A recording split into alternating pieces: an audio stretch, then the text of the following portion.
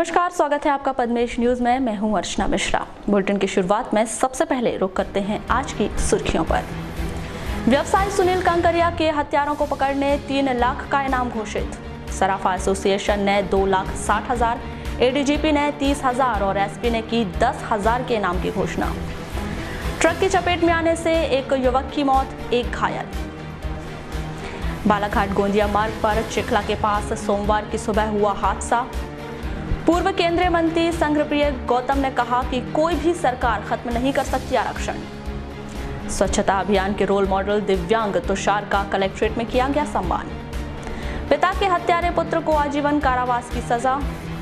पादरीगंज की सरपंच के पति के खिलाफ ग्रामीणों ने फिर की शिकायत। प्रधानमंत्री आवास योजना का पैसा हितग्राही के अकाउंट से निकालने का आरोप। और काली पट्टी बांधकर दिव्यांग करेंगे दिव्यांग दिवस का विरोध। 1 दिवसीय धरना प्रदर्शन के दौरान दिव्यांग संगठन ने किया ऐलान। और अब समाचार विस्तार से। व्यवसायी सुनील कांकरिया के हत्यारों को पकड़ने के लिए 3 लाख रुपए के इनाम की घोषणा की गई है। सराफा एसोसिएशन द्वारा व्यवसायी सुनील कांकरिया के हत्यारों को पकड़वाने में मदद करने वालों को 2,60,000 रुपए इनाम देने की घोषणा की है। जिला सराफा एसोसिएशन के अध्यक्ष महेंद्र सुराना ने 2,60,000 रुपए के इनाम की घोषणा की है। इसी तरह बालाघाट जोन के अतिरिक्त पुलिस महानिदेशक जी जनार्दन ने 20 नवंबर की रात्रि में अज्ञात लोगों द्वारा व्यवसायी सुनील कांकरिया की हत्या किए जाने के मामले में अज्ञात हत्यारों को पकड़ने के लिए 30,000 रुपए का इनाम घोषित किया है। जो भी व्यक्ति इस घटना के हत्यारों के बारे में सूचना देगा और उनकी गिरफ्तारी सुनिश्चित करेगा, उन्हें 30,000 रुपए का नगद इनाम दिया जाएगा। सूचना देने वाले व्यक्ति का नाम गोपनीय रखा जाएगा। 20 नवंबर की रात्रि में व्यवसायी सुनील कांकरिया की हत्या कर फरार होने वाले अज्ञात आरोपियों के विरुद्ध थाना कोतवाली बालाघाट में भारतीय दंड विधान की धारा 302, 201 एवं 456 के तहत प्रकरण पंजीबद्ध कर विवेचना की जा रही है। वहीं बालाघाट जिले के पुलिस अधीक्षक अमित सांघी ने भी इसी मामले में हत्यारों का सुराग देने वालों को 10,000 रुपए इनाम देने की घोषणा की है। इसी तरह सराफा व्यवसायी और मनी लेंडर सुनील कांकरिया के हत्यारों को पकड़ने के लिए अभी तक 3 लाख रुपए के इनाम की घोषणा की जा चुकी है। घर घर शौचालय बनाने के लिए ग्रामीणों को प्रेरित करने के लिए रोल मॉडल बन चुके ग्राम कुम्हारी के 9 वर्षीय दिव्यांग बालक तुषार का सोमवार को कलेक्ट्रेट में स्वागत किया गया और प्रभारी कलेक्टर श्रीमती मंजूषा विक्रांत राय ने उसे डिजिटल श्रवण यंत्र प्रदान किया और कहा कि तुषार की शिक्षा के लिए उचित प्रबंध किया जाएगा। मूक बधिर बालक तुषार उराड़े शासकीय प्राथमिक शाला कुम्हारी में 4ठी कक्षा का छात्र है। तुषार अपने गांव को खुले में शौच से मुक्त कराने के लिए सड़क किनारे लोटा लेकर शौच करने वालों को भगाने के लिए सीटी बजाने का कार्य करता है। तुषार के प्रयासों एवं प्रेरणा से ग्राम कुम्हारी अब खुले में शौच से मुक्त होकर ODF ग्राम घोषित हो चुका है। प्रधानमंत्री नरेंद्र मोदी ने 26 नवंबर को मन की बात कार्यक्रम में तुषार के काम की सराहना की है और उसे सभी के लिए अनुकरणीय बताया है। मुख्यमंत्री शिवराज सिंह चौहान ने भी तुषार को इस काम के लिए बधाई दी है। बालाघाट गोंदिया मार्ग पर चिखला और सालेटेका के बीच सोमवार को एक बेलगाम ट्रक ने एक मोटरसाइकिल को अपनी चपेट में ले लिया। इस हादसे में एक युवक की मौत हो गई, वहीं एक अन्य घायल हो गया। मृतक 20 वर्षीय बगदरा निवासी लकेश दशहरे बताया गया है। वहीं घायल 26 वर्षीय यशवंत मस्खरे को जिला अस्पताल में भर्ती किया गया है। प्राप्त जानकारी के अनुसार बगदरा निवासी लकेश की मौसी चिखला ग्राम में रहती है। उनके यहाँ लकेश खेती के काम में सहायता करने आते रहता है। रविवार को लकेश अपनी मौसी के घर धान का बोझा बांधने आया था।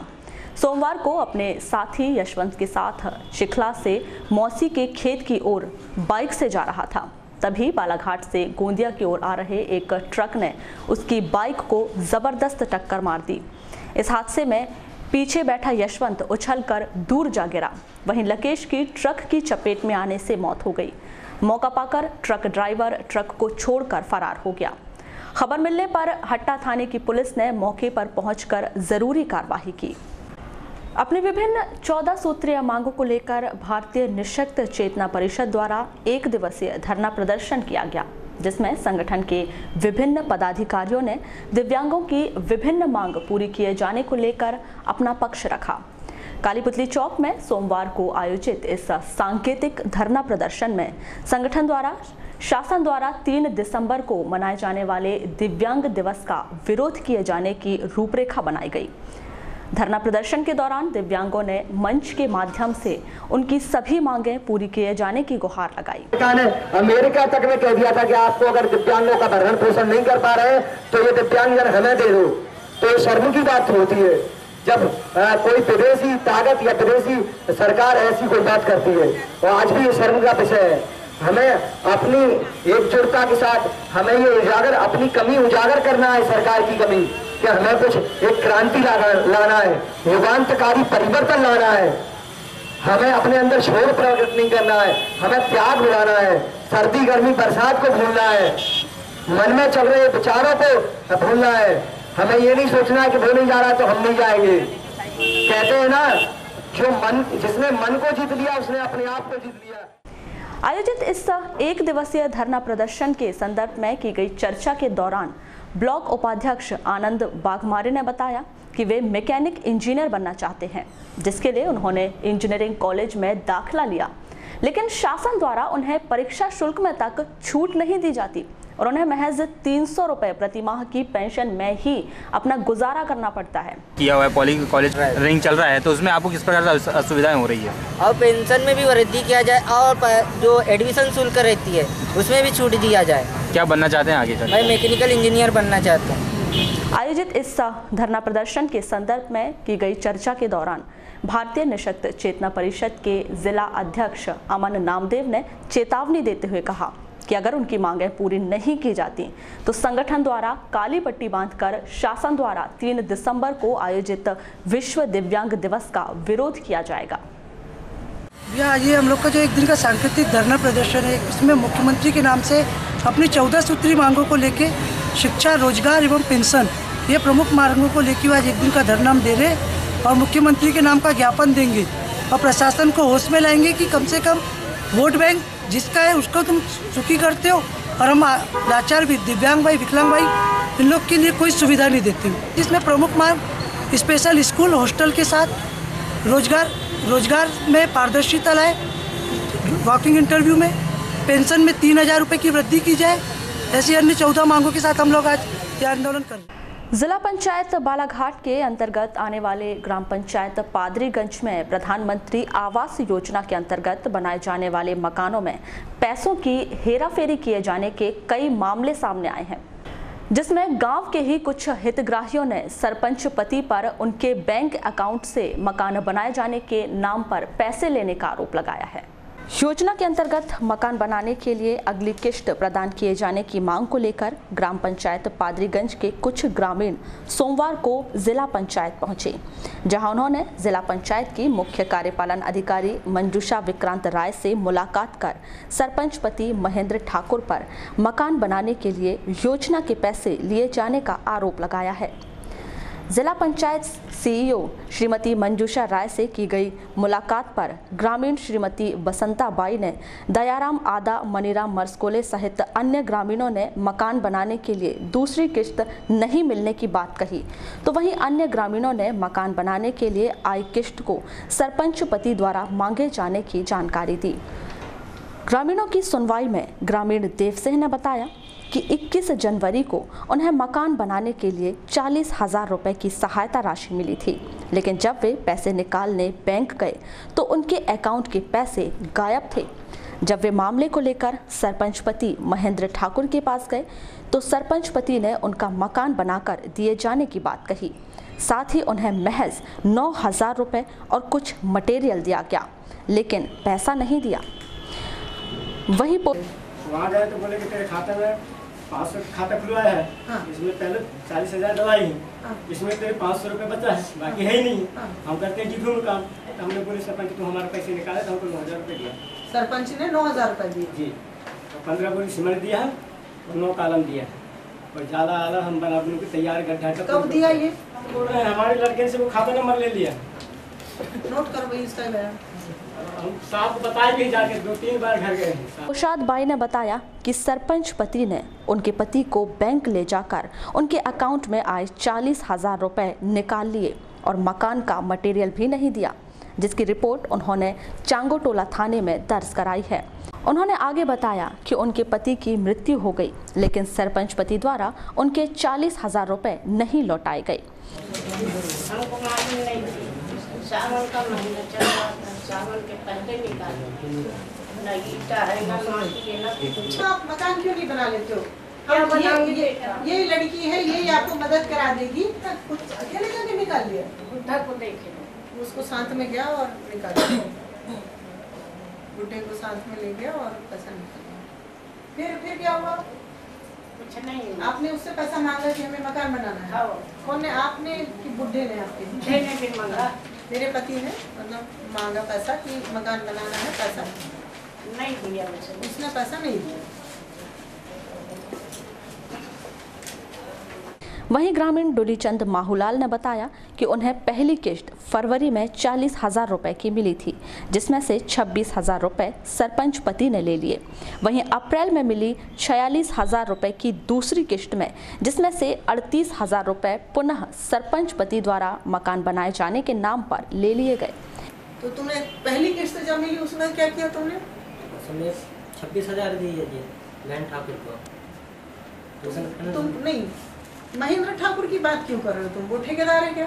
नहीं, लेकिन हम उनको दिए थे कि सामान ला देना, तुम कहीं कह लोहा है। कैसे? उसने तुमसे संपर्क किया था? तुमने उससे संपर्क किया था? कौन ने बताया कि तुम्हारा मकान बनाएगा? उसने संपर्क किया तुमसे? क्या संपर्क किया? कि पैसा हम मेरे को दे देना, मैं तुम्हारा मकान बना दूंगा। किस कब की बात है ये? पैसे निकाला था उस समय के शुरू किस्त। ग्रामीणों द्वारा की गई इस शिकायत पर सीईओ श्रीमती मंजूषा राय ने ग्रामीणों के बयान दर्ज कर लिए हैं। वहीं मामले के संदर्भ में दूरभाष पर की गई चर्चा के दौरान उन्होंने सरपंच पति पर एफआईआर दर्ज कराए जाने की जानकारी दी है। मध्य प्रदेश के स्थापना दिवस के अवसर पर 1 माह तक अनेक प्रतियोगिताएं आयोजित की जा रही हैं। इसी सिलसिले में सोमवार को एमएलबी स्कूल की बाउंड्री वॉल पर आकर्षक पेंटिंग छात्राओं द्वारा बनाई गई। कन्या भ्रूण हत्या, स्वच्छता अभियान, वृक्षारोपण सहित अनेक विषयों पर यह पेंटिंग बनाई गई।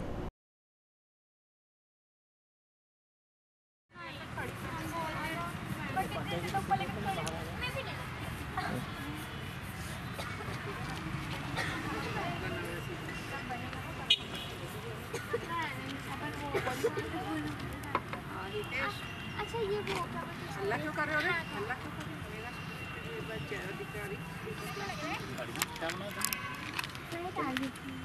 टारगेट अपना एनसीसी का है ना, ब्लैक वाला नहीं पेंट लिए क्या? ब्लैक है। हाँ हाँ, अच्छा ये ऐसे ही। हाँ ठीक ठीक, वो वाला लोगो है।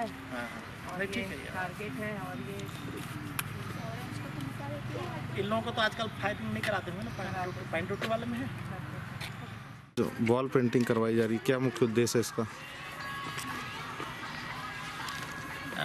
इसमें बच्चों के अंदर जो एक सोच है समाज के प्रति, शासन के प्रति, देश के प्रति, उस सोच को ये पेंटिंग के माध्यम से प्रदर्शित करना चाह रहे हैं। और इसमें सामान्यतः बच्चों ने अपनी अपनी जिस इकाई से वो जुड़े हुए हैं उन इकाइयों ने भी अपना प्रदर्शन करना चाहा है यहाँ पर। लेकिन सामान्यतः जो बच्चियाँ, जो हर क्लास की जो बच्चियाँ हैं, इन बच्चियों ने मध्य प्रदेश शासन की जो योजनाएं हैं उन योजनाओं को उन्होंने पेंटिंग के माध्यम से इस दीवार पर उन्होंने आरेखित किया है। जैसे कन्या भ्रूण हत्या, स्कूल चले हम, बेटी बचाओ, स्वच्छ भारत, पर्यावरण, वृक्षारोपण, ऐसे सब सामाजिक कार्य जिनसे कि देश का विकास होना है, समाज की उन्नति होना है, इन थीम को लेकर के बच्चों ने पेंटिंग के माध्यम से उसको आरेखित करना चाहते हैं। सर कुछ चयनित की जाएगी पेंटिंग, जो अच्छी पेंटिंग हाँ, होगी, बच्चों की मेहनत देख करके हम यहाँ से चयनित करेंगे और उसके बाद कोशिश करेंगे कि मतलब प्रथम, द्वितीय, तृतीय जिन बच्चों को या जिन क्लास को पुरस्कार मिलेगा उनको हम सम्मानित करेंगे और बाकी बच्चों को भी उनको दे करके हम सांत्वना पुरस्कार। पूर्व मंत्री और डॉक्टर बाबा साहब अम्बेडकर के पुराने सहयोगी संघप्रिय गौतम ने कहा कि कोई भी सरकार आरक्षण को खत्म नहीं कर सकती, क्योंकि आरक्षण संविधान से है और संविधान के मूल ढांचे को सरकार नहीं बदल सकती। श्री गौतम सोमवार को पत्रकारों से चर्चा कर रहे थे। 26 नवंबर को संविधान दिवस कार्यक्रम में मुख्य अतिथि के रूप में शामिल होने बालाघाट पहुंचे श्री गौतम ने आगे कहा कि आरक्षण से बहुत लाभ हुआ है और डिप्रेस्ड क्लास के लोगों की आर्थिक और सामाजिक स्थिति में बहुत सुधार हुआ है। 90 वर्षीय श्री गौतम ने यह भी कहा कि सरकार द्वारा संवैधानिक पदों के लिए 75 वर्ष की आयु निर्धारित कर दी गई है, वरना देश के राष्ट्रपति तो लाल कृष्ण आडवाणी को होना चाहिए था। 12 वर्षों तक राज्यसभा के सदस्य रहे पूर्व मंत्री श्री गौतम शिक्षा के निजीकरण के खिलाफ हैं। उन्होंने कहा कि शिक्षा, रोजगार और सुरक्षा देश के प्रत्येक नागरिक के लिए सरकार की जिम्मेदारी होनी चाहिए। आप क्या समझते हैं? हम भारतीय जनता पार्टी के निर्माता रहे हैं तो हम पार्टी को छोड़ नहीं सकते, उसकी बुराई नहीं कर सकते, लेकिन बाबा साहब ने कहा था कि कोई संविधान अच्छा नहीं है अगर चलाने वाले बुरे हैं और कोई संविधान बुरा नहीं है अगर चलाने वाले अच्छे हैं। ठीक इसी तरह से हमारे ज़माने में पार्टी में इंटरनल डेमोक्रेसी थी, मिलजुल कर फैसले होते थे, सबको बोलने का अधिकार था। एक कमी आई है देश की स्थिति, तो उसके बारे में डिसीजन अच्छे हुए हैं सरकार के और देश का नाम भी हुआ है, लेकिन भारतीय जनता पार्टी के संगठन में और कमी आई है, उसमें नज़रअंदाज किया गया कि एक बैरियर लगा दिया कि 75 साल के जो हो चुके हैं उनको रिटायर कर दिया जाए। तो भैया हम सब लोग 75 से ऊपर हो गए, चाहे जो है शांता कुमार हो और चाहे वो सीपी ठाकुर हो, चाहे अडवाणी हो, चाहे जोशी हो और चाहे वो और ऐसे बहुत से लोग थे, चाहे संघप्रिय गौतम हो, पूरे, वरना तो आज देश का प्रधान वो जो राष्ट्रपति अडवाणी बनना चाहिए था। ये जनता की आवाज़ है।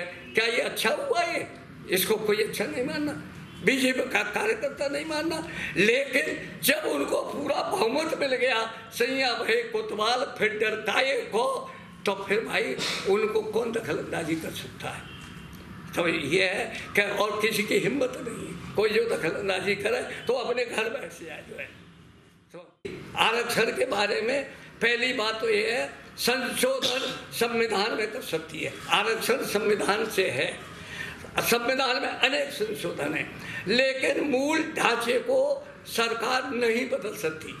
4 बार सुप्रीम कोर्ट के जजमेंट आ चुके हैं, 9 और 11, 13 जजों के, और 4 बहुत महत्वपूर्ण फैसले। गोलकनाथ वर्सेस भैया इसे बंद कर लो, यूनियन ऑफ इंडिया, और उसके बाद में बॉम्बई जो चीफ मिनिस्टर थे उनका केस, और तीसरा जजेस की अपॉइंटमेंट, और चौथा मंडल कमीशन का।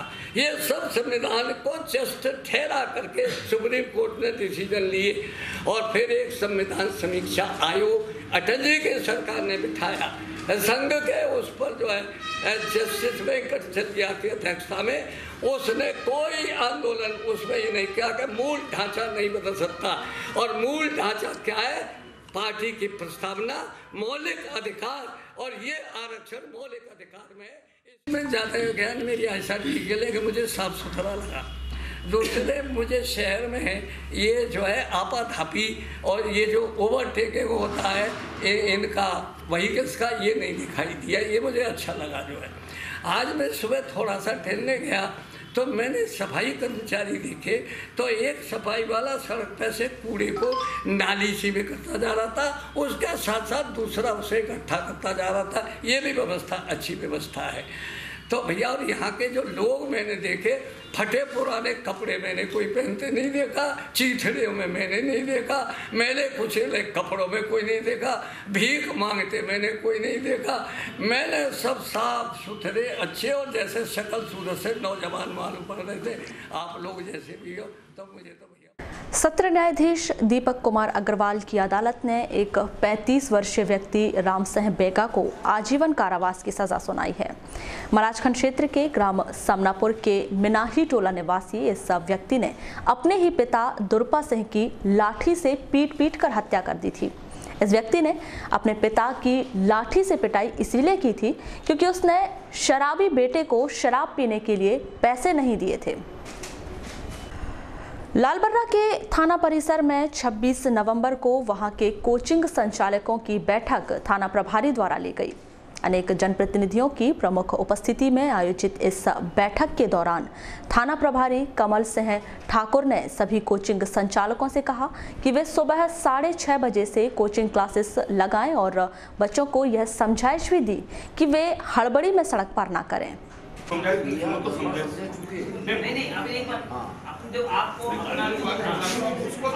सबसे बड़ा काम कराएगा पेपर कंप्लीट है लाइसेंस है सब ठीक है, अदरवाइज तो उठा ले लाओ। वो बच्चा 18 साल के तो चला मतलब आपके पास लाइसेंस है ड्राइवर क्या होगा कि मतलब जैसे हर टीचर के जो बच्चे तो उनके कार्ड दिया जाए तो जिस चढ़ाई गिरी करने वाले कर सकते हैं आप लोग कोचिंग खत्म कोचिंग का एक्चुअल में क्या है ना मेरे यहाँ छोटे बच्चे आते हैं यहाँ जो है वो ऑलरेडी फैमिली में है और जो बच्चे 18-19 के पार होता है वही आते हैं तो मैं अब उनका भी ड्यूरेशन होता है तो सवेरे 11 से 12 के बीच का और सवेरे इधर से 5 से 6 के बीच का मुझे कम से कम स्कूल के टाइम पे रिएक्शन होते हैं भैया।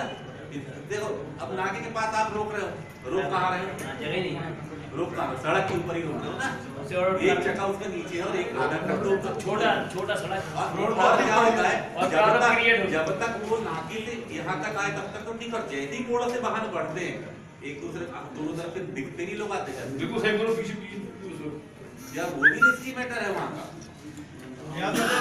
साईं मंदिर के बाद तो गाड़ी कम है तो ठीक है, कई बार मेरे से तो उधर से आने वाला दिखता नहीं, इधर से जाने वाला उधर वाला नहीं देख पाता, गाड़ियाँ जब खड़ी हो जाती है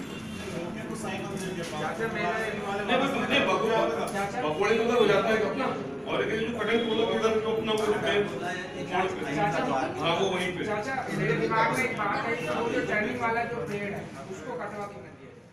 सर किस संबंध में आज बैठक बुलवाई गई? आज ये कोचिंग संस्थान से जो बच्चे कोचिंग पढ़ते हैं तो उनकी टाइमिंग के संबंध में क्या है, इससे पहले 2 बार 2 बच्चियों का एक्सीडेंट हो चुका है जी। तो जन सामान्य जो लोग हैं उनमें ये चर्चा थी कि एक बैठक करके और कोचिंग का समय निर्धारित किया जाए, दूसरा बच्चियों को कोचिंग के माध्यम से समझाई दी जाए कि जो एक साथ चलते हैं रोड पे फैल के ना चलें, ठीक है, और कोचिंग की टाइमिंग 6:30 की जाए।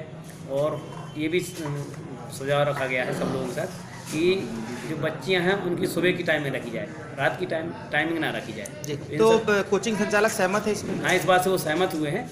संविधान दिवस कार्यक्रम का आयोजन 27 नवंबर को अनेक स्कूलों में किया गया। इसी क्रम में MLB स्कूल में प्राचार्य LD मिश्रा और प्राचार्य AK उपाध्याय की प्रमुख उपस्थिति में संविधान दिवस कार्यक्रम मनाया गया।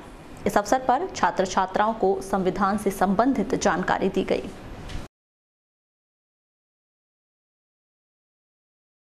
वारासिवनी क्षेत्र के ग्राम खंडवा में 27 नवंबर को सामुदायिक भवन के निर्माण के लिए भूमि पूजन किया गया।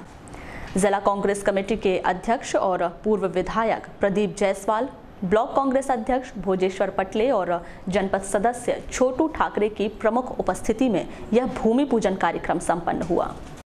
बहुत बहुत शुभकामनाएं, धन्यवाद, जय जय भारत।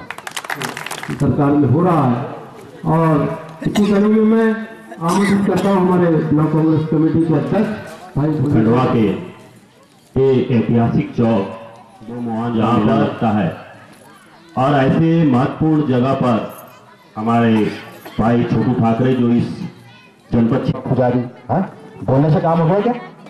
चालू तो हम किसानों पर गोली चलाते हो, किसानों पर लाठीचार्ज कर रहे हो। हमारे मोदी जी क्या बोल रहे हैं? 2022 तक किसानों की आय में दोगुनी कर दूंगा। अब 2022 तक किसने देखा? चलो बताओ मेरे को आप। लोकसभा चुनाव हुआ था 2019 तक के लिए, है ना? और तुम बोलते हो किसानों की आय में दोगुनी कर दूंगा। कब? चुनाव के बाद 19 के बाद।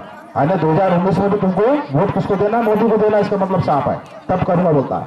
अरे अभी तुमको किसने रोका? आज तुम्हारी वाराणसी से लेकर भोपाल से लेकर दिल्ली तक तुम्हारी सरकार है, भारी बहुमत है। आज आप किसानों का समर्थन मतलब दोगुना कर दो, अपने आप किसानों की आय दोगुनी हो जाएगी।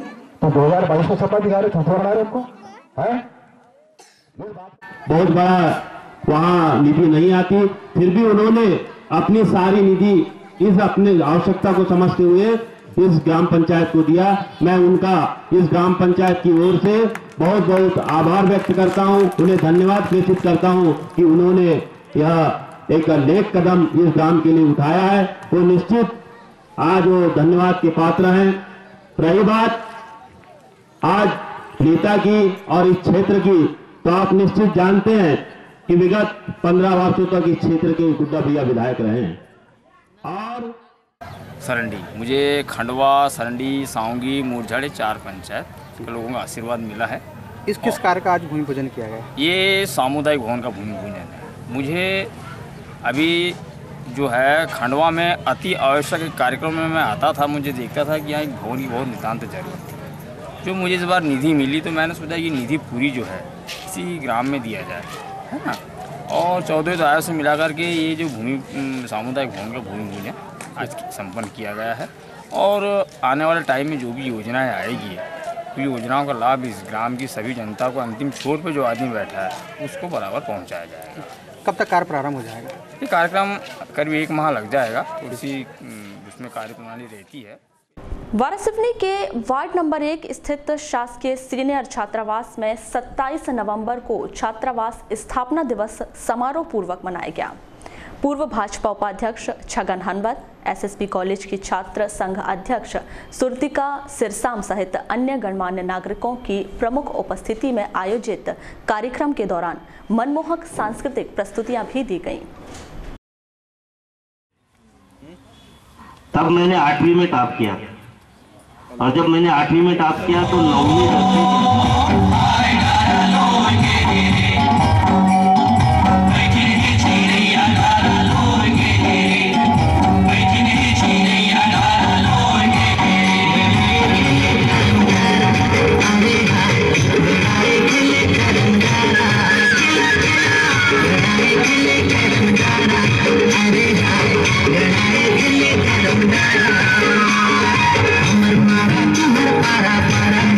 छात्राओं के द्वारा जो निबंध प्रतियोगिता में भाग लिया था, उनकी उत्तर पुस्तिकाएं, वो जो निबंध प्रतियोगिता में उन्होंने लिखा है, हमने देखा उसमें कुछ बच्चियों ने बहुत अच्छा लिखा है और विषय भी बहुत अच्छे हैं। और उसमें प्रथम, द्वितीय, तृतीय ऐसा भी हम लोगों ने यहाँ पर डिसाइड किया। और जो बच्चे प्रथम, द्वितीय, तृतीय नहीं आए उन्हें सांत्वना पुरस्कार भी मिलेगा। ऐसी व्यवस्था आपके अधीक्षकों के द्वारा की गई है। मध्य प्रदेश शासन की लगभग समस्त योजनाओं के बारे में बहुत विस्तार से हमारे वासनिक सर ने आपको बताया। वर्तमान में जो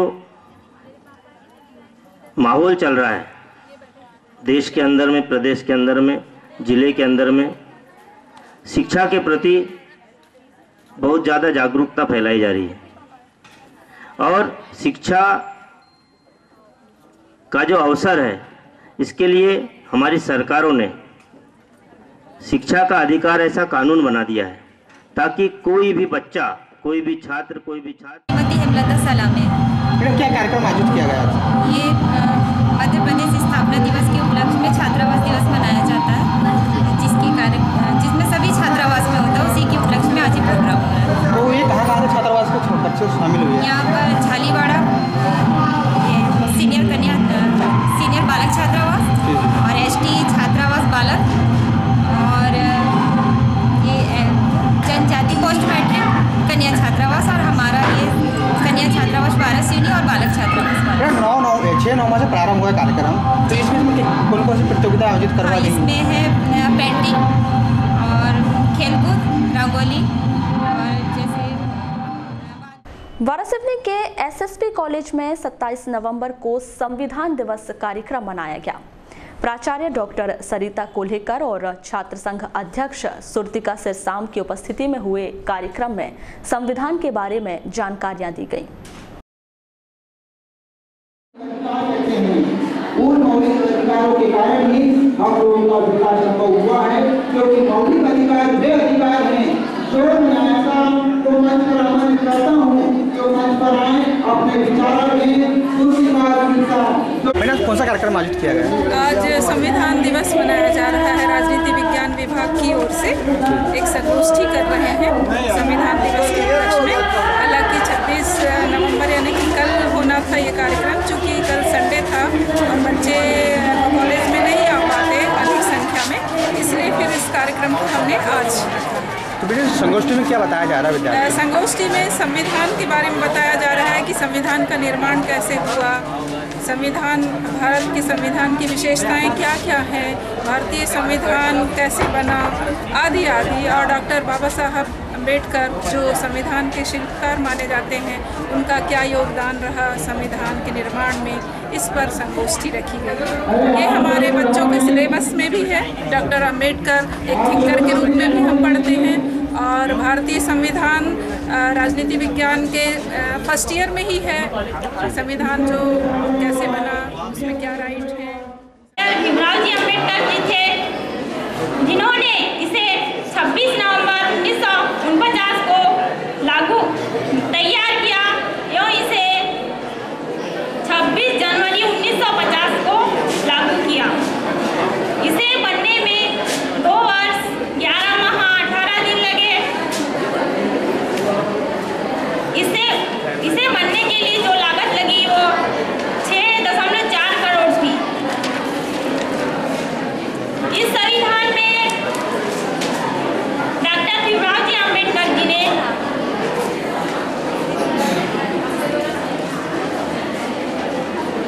विभिन्न वर्गों के लोगों को एकजुट रहने के लिए लिखा है। वारासिवनी में रविवार की शाम पुलिस जवानों द्वारा पैदल मार्च किया गया। बालाघाट के एक मनी लैंडर और सराफा व्यापारी की हत्या के बाद लोगों में फैली दहशत को दूर करने पुलिस द्वारा यह पैदल मार्च किया गया।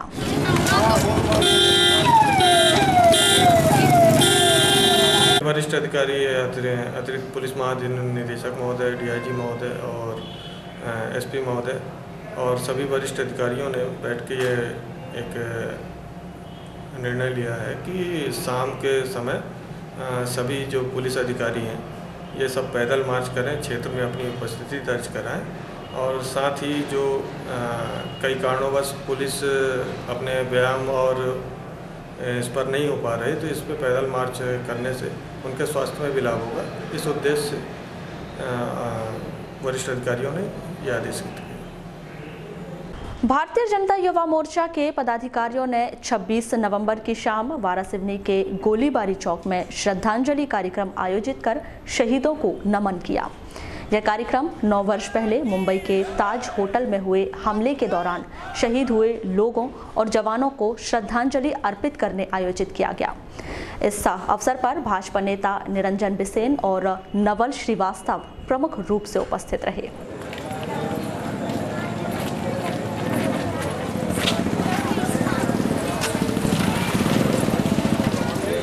भारत माता की जय, भारत माता की जय, वंदे मातरम, वंदे। आज के दिन यह दर्दनाक घटना को पूरी दुनिया याद करती है।